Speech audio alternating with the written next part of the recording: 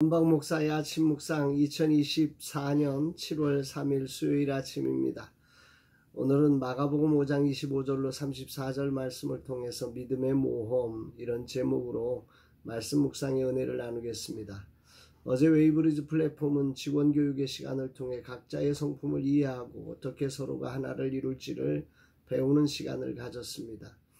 오늘도 오후에 어떻게 갈등을 해소해야 하는지를 독서 나눔을 통해 나누게 됩니다. 모든 과정에 부르신 주님의 뜻을 서로의 소중한 은사들이 기쁨으로 활용되는 시간이 되고 서로가 온전한 하나를 이루는 시간이 되기를 기도합니다. 오늘 오전에는 작은교회 37번째 신방이 이어집니다. 오늘도 주님의 인도하심과 은혜 베푸심이 있는 모든 신방의 과정이 되기를 기도합니다. 주님은 오늘 어떤 말씀으로 인도하실까? 본문은 회당장 야이로의 딸을 치료하려 예수님께서 걸어가시던 중 일어난 사건입니다. 급한 야이로를 무척이나 당황하게 만든 한 사람이 나옵니다. 25절로 28절 12회를 혈우증으로 알아온 한 여자가 있어 많은 의사에게 많은 괴로움을 받았고 가진 것도 다 허비하였을 때 아무 효험이 없고 도리어 더 중하여졌던 자에 예수의 소문을 듣고 무리 가운데 끼어 뒤로 와서 그의 옷에 손을 대니 이는 내가 그의 옷에만 손을 대어도 구원을 받으리라 생각함일러라. 12회를 혈우증으로 알아온 한 여자가 주인공이죠.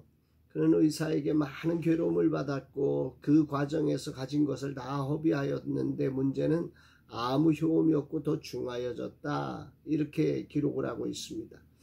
혈우증이라고 하는 것은 지속적인 출혈이 있는 질병이지요. 현대의학에서는 만성적인 자궁 출혈이나 월경 과다증을 의미할 수 있습니다. 당시 율법에 이것이 중요한 것은 부정하다고 여겨져서 사회와 종교적 활동에 참여할 수 없는 격리 대상이 되었다는 거죠.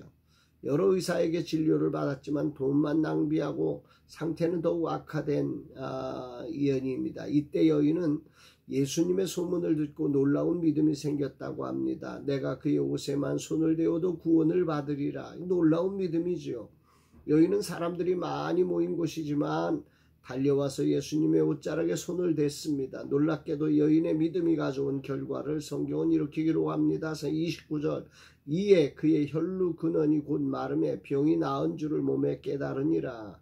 곧 마름에 믿음으로 주님의 옷자락에 손을 대었는데 혈루 근원이 곧 말라버린 것입니다. 그런데 이 사실을 회당장 야이로의 집을 향해 급히 걷고 계셨던 주님이 알았습니다. 30절에 예수께서 그 능력이 자기에게 나간 줄 곧 스스로 아시고 무리 가운데서 돌이켜 말씀하시되 누가 내 옷에 손을 대었느냐 하시니 누가 내 옷에 손을 대었느냐? 예수님이 갑자기 멈추시며 옷에 손을 댄 자가 누구냐고 물으셨습니다. 많은 사람이 밀치고 있었기에 제자들은 어리둥절하지요. 그러나 예수님은 대꾸하지 않고 여인을 바라보셨고 여인은 두려움에 모든 상황을 자백합니다. 그 시간 동안 회당장은 초조했지만 예수님은 여인의 한숨과 눈물과 믿음을 다 들어주셨습니다. 그리고는 놀라운 말씀을 하시죠. 34절 예수께서 이르시되 딸아 내 믿음이 너를 구원하였으니 평안히 가라 내 병에서 놓여 건강할지어다. 이 부분의 메시지 성경의 번역이 매우 의미심장합니다. 예수께서 여자에게 말씀하셨다. 딸아 너는 믿음의 모험을 했고 이제 온전해졌다. 잘 살아라. 병이 나았으니 복되게 살아라. 이 여인이 주님 앞에 칭찬받은 것이 무엇이냐면 믿음의 모험이었다는 거지. 이 여인이 예수님께 오기까지 겪었을 수많은 과정을 유진 피터슨 목사님은 믿음의 모험이라고 번역했습니다. 믿음은 그렇게 모험을 만드는 힘이 있지요. 이 여인은 의사도 치료하지 못했는데 예수님이 하실 수 있을까? 무리 속에 들어가면 모두가 부정해질 텐데 사람들은 뭐라고 할까? 돌을 던지지는 않을까? 상식적으로 그녀는 격리되어야 했고 사람들을 피해야 했지만 믿음이 그녀를 무리 속으로 들어가 예수님의 옷자락을 만지게 했습니다. 결과적으로 그녀는 치유되었고 아무도 더럽혀지지 않고 모두가 주님의 능력을 경험하는 놀라운 시간이 되었습니다. 오늘 주님 내게 무엇을 말씀하실까? 삶은 늘 상식 안에서 오늘을 살아가라고 말합니다. 37번째 신방도 그렇게 하면 된다. 과거에 했던 신방처럼. 그러나 오늘 아침 주님은 내게 믿음은 모험이라고 하십니다. 오전과 오후 신방과 웨이브리지 직원 교육으로 바쁘게 회당장 야이로에게 가시는 예수님의 발걸음처럼 다른 것을 생각할 겨를이 없습니다. 하지만 주님은 믿음으로 생각하고 행동하라고 하십니다. 상식을 깨뜨리고 부정함을 정결함으로 바꾸시는 분은 오직 예수님이십니다. 믿음은 주님을 향한 시선에서 시작됩니다. 그분이 누구이신지 알고 기다리는 자리가 믿음의 시작점입니다. 왜 신방을 하고 직원 교육을 하는가? 주님의 나라를 이루기 위함입니다. 작은 교회가 힘을 얻고 웨이브리지 플랫폼이 주님의 뜻을 이루기 위함입니다. 상식대로 움직이면 아무런 효험이 없이 더 힘들어집니다. 주님은 오늘도 주님의 옷을 터치하듯 믿음으로 이 모든 일을 행하기를 원하고 계십니다. 믿음으로 신방과 직원 교육을 한다는 것은 어떤 것일까 생각해 봅니다. 믿음의 모험, 상식을 깨는 행동은 무엇일까? 그것은 간절함이 만든 여인의 도전처럼 오늘 주님의 꿈을 이루기 위한 간절함으로 내가 해야 될 믿음의 모험이 되어야 한다는 것이라 생각됩니다.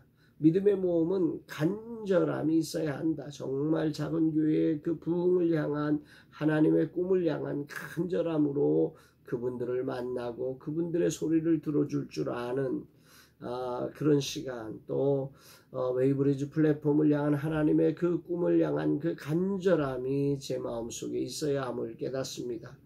나는 오늘 작은 교회로 신방으로 인터뷰하며 함께 식사할 예정인데 이 일정 가운데 내가 깨야 할 믿음의 모험은 무엇일까? 직원 교육에서 내가 깨야 할 믿음의 모험은 무엇일까? 주님 간절함으로만 할 수 있는 모험을 허락하소서. 주님 꿈을 전하는 부흥의 전도사로, 사명의 전도사로 서는 것이 믿음의 모험이 아닐까 생각하며 담대하게 이 하루를 살아보려고 합니다. 주님 오늘도 말씀에 의지하여 그물을 던지는 믿음의 모험을 행하는 날 되게 하옵소서. 주께서 함께하사 따르는 표적으로 주님의 뜻을 이루게 하여 주옵소서 고백합니다. 사랑하는 여러분, 여러분들의 삶의 자리가 어제에 이어서 오늘로 이어지는 그저 아무 문제 없는 그런 삶으로 이어지는 하루의 삶이 아니라 정말 믿음의 모험이 있는, 믿음을 가졌기에 모험할 수 있는 그런 멋진 한날의 삶, 그 속에서 오늘도 어제나 오늘이라 영원토록 동일하신 예수 그리스도를 경험하는 우리의 삶의 은혜가 있는 날 되기를 주의 이름으로 축복합니다. 사랑합니다, 여러분.